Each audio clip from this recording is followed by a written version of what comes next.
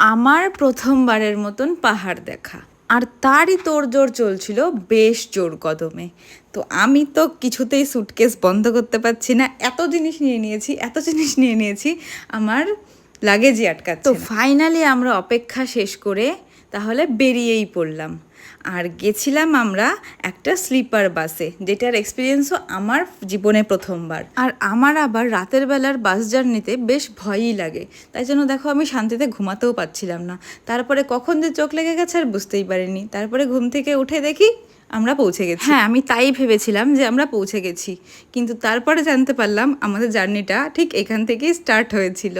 তো আমরা তো সকালবেলা মোমো দিয়ে ব্রেকফাস্ট করে নিলাম, পাহাড়ি মোমো। তোমরা কে কে খেয়েছো কমেন্ট করো, আর তোমাদের কেমন লাগে সেটাও অবশ্যই জানাও। আর এইরকম উঁচু উঁচু রাস্তায় ওঠার এক্সপিরিয়েন্স আমার প্রথমবার, তো একটু তো বেশ ভয়ই লাগছিল, কিন্তু যা ভালো লাগছিল সেটা বলে বোঝানোর মতন না।